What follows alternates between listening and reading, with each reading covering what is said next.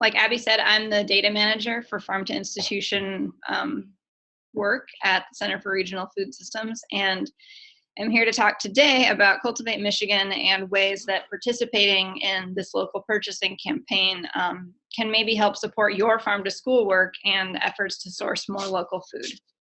So we can start off with just a really brief rundown of what Cultivate Michigan actually is. One of the goals of the Michigan Good Food Charter is that by the year 2020, 20% of all all food served in Michigan institutions will come from Michigan. And so Cultivate Michigan is a local purchasing campaign that supports this goal and helps institutions track local purchasing.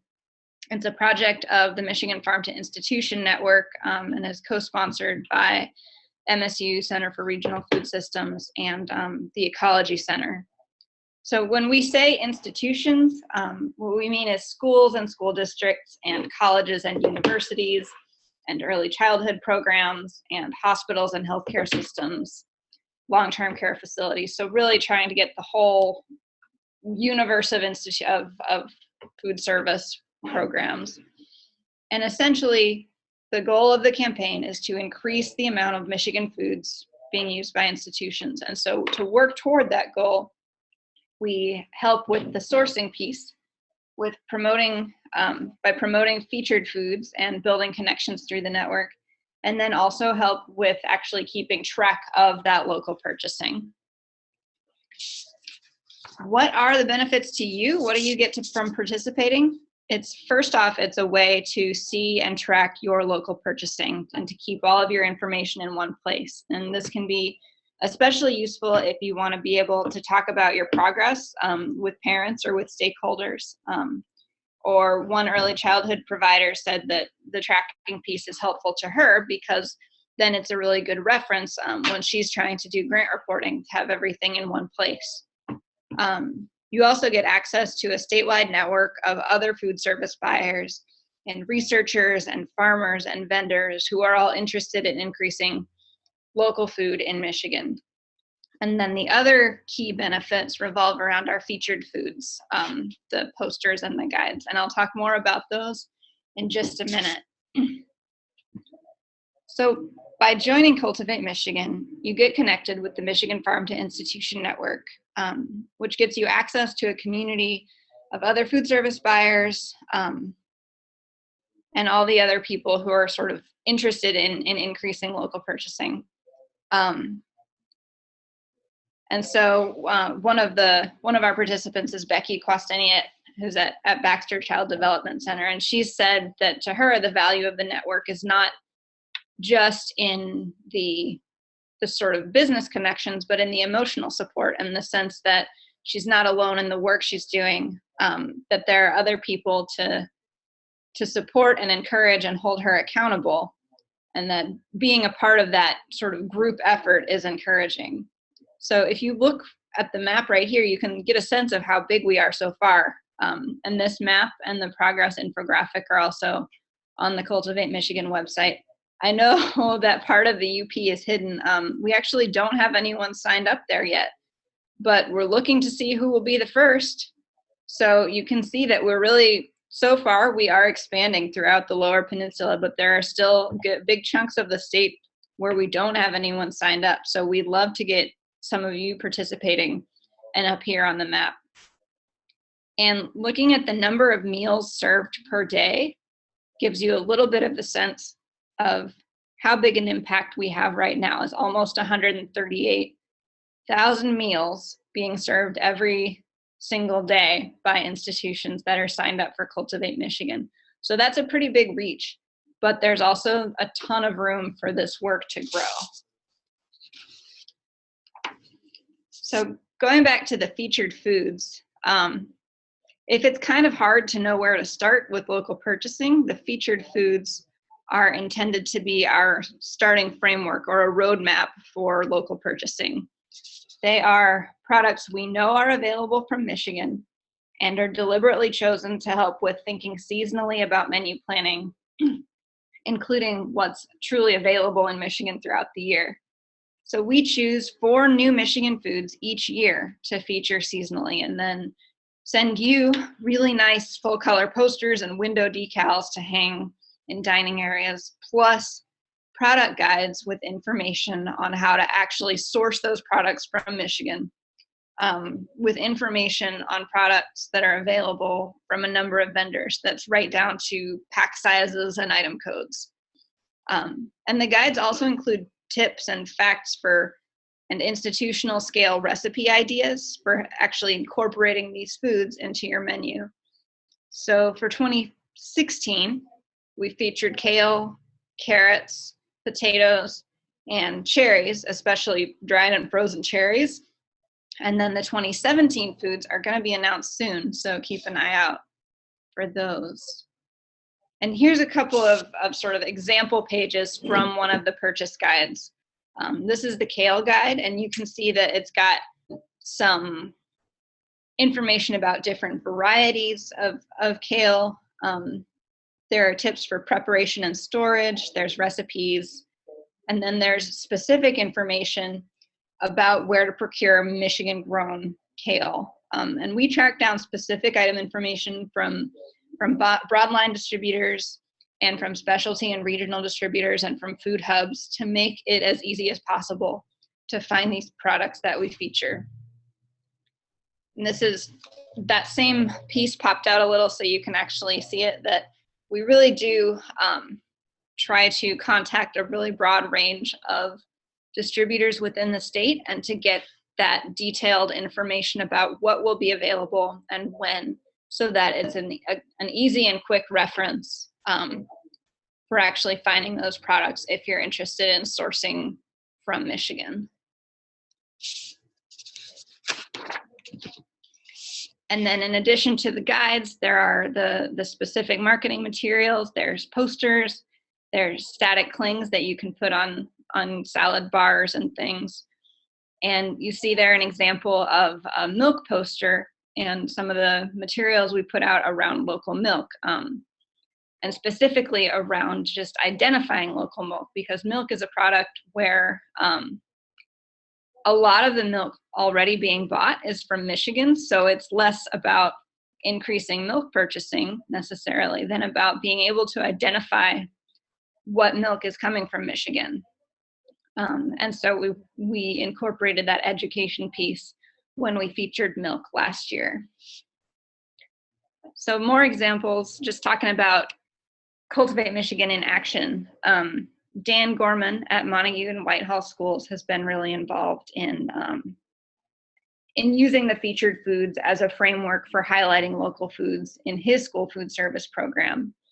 And he says that that Cultivate Michigan really helped their farm to school efforts to focus on specific products and to look at the supply chain for that one item and what the prep and production looks like and what kids' acceptance of the item is. And so he says, once you have all that info and system in place, it's easier to continue menuing that item.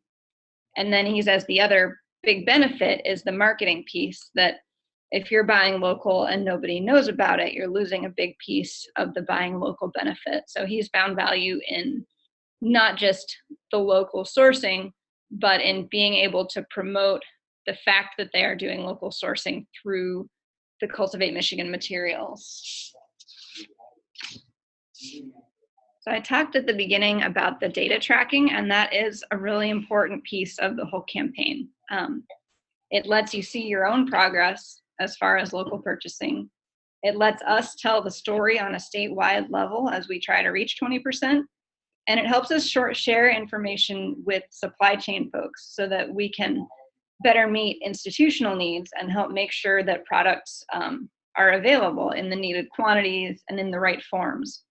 And there are two main surveys we use for tracking. They're both online, accessible through the Cultivate Michigan site.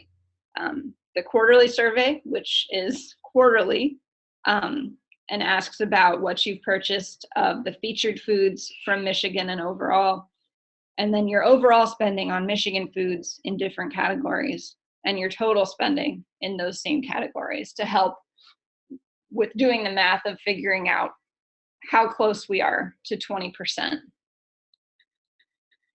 The other just once a year, which asks about spending over the past year on the upcoming set of featured foods to set a baseline and see what the impact is of featuring those foods. It also asks for sort of very basic updates if your budget has changed or if the size of your meal program has changed. And once you are doing this tracking, you get access on the website to this dashboard page. This is an example of what a dashboard page looks like. And you can actually see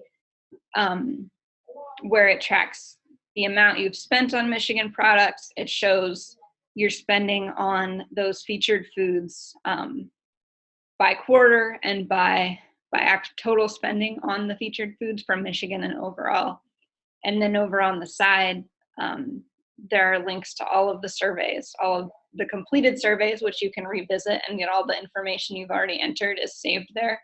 And then all the available surveys that you haven't done yet. So it's still everything all together in one place. So pulling everything together, we put a data brief together in October that summarized all of our progress so far to get a sense of what is actually happening throughout the state. And this brief is available on the Cultivate Michigan website under news if you do want to know more about that. So these numbers are as of October 10th of this year. You can see the number of, we had 53 institutions signed up at that point, serving almost 135,000 meals a day. And that almost 3.5 million spent on Michigan food since the start of the campaign is a pretty decent number. It's also only from 14 institutions who had actually entered their spending at that point. So there's a lot of room to grow as we get more folks signed up and work on getting more complete reporting. And so if you sign up, you can be a part of sort of telling this statewide story about interest in local purchasing and having this impact.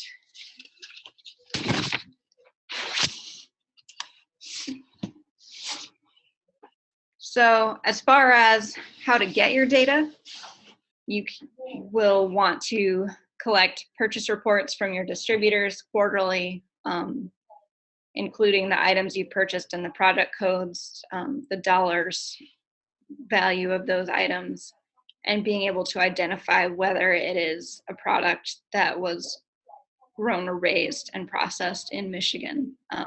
Same thing with invoices from farmers and direct suppliers. For schools, because we know that data tracking is it's time consuming and it's a lot of work.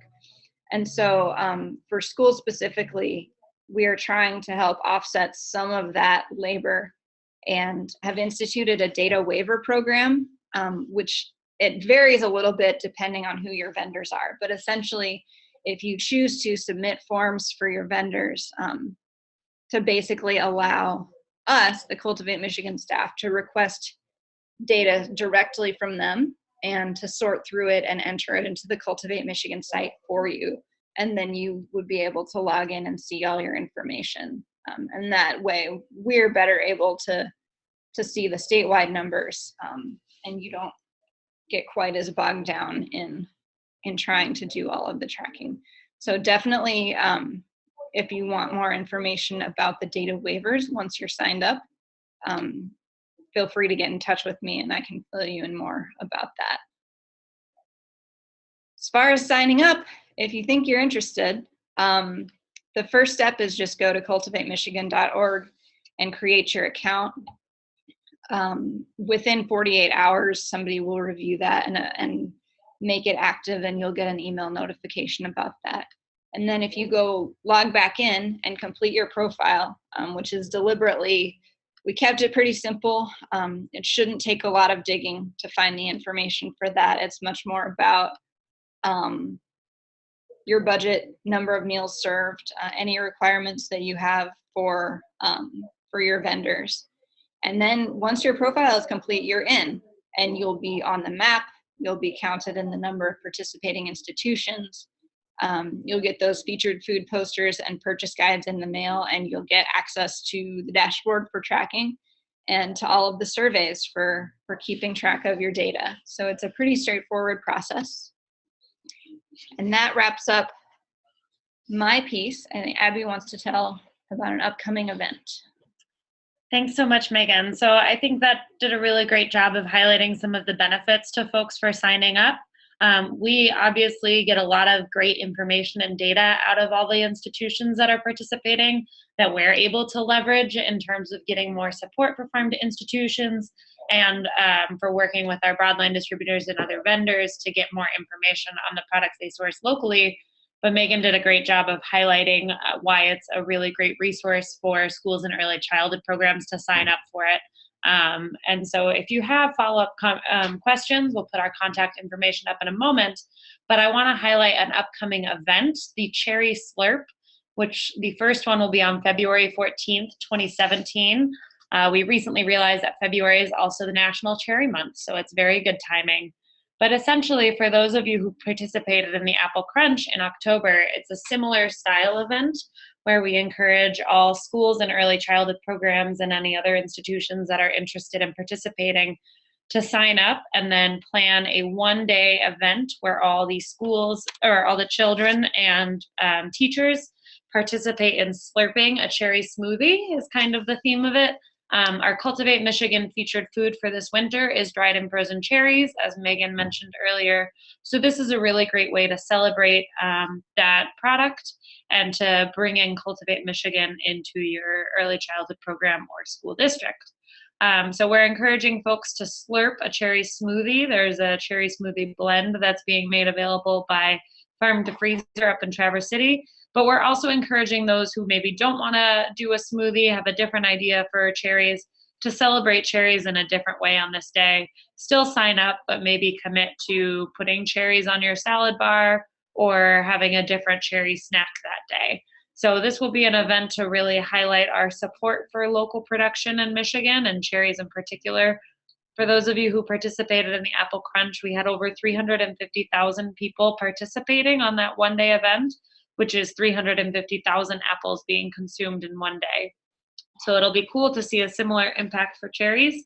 And I don't have the registration information up for that yet because it's going out on Thursday. So if you're on either our Farm to Institution or Farm to School listserv, you'll get more information about that, including a link to register and some supporting resources. And with that, we'll close the webinar today. We have plenty of time for questions if anyone has any. You can type them in the Q&A box or in the chat box. And otherwise, Megan and my contact information are both available there up on the screen.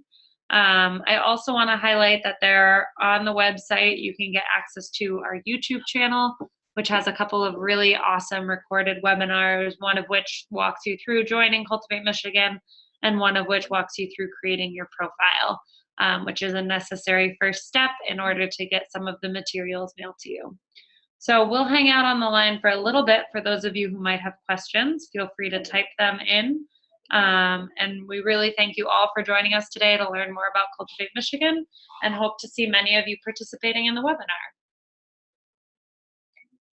Or participating in Cultivate Michigan, sorry.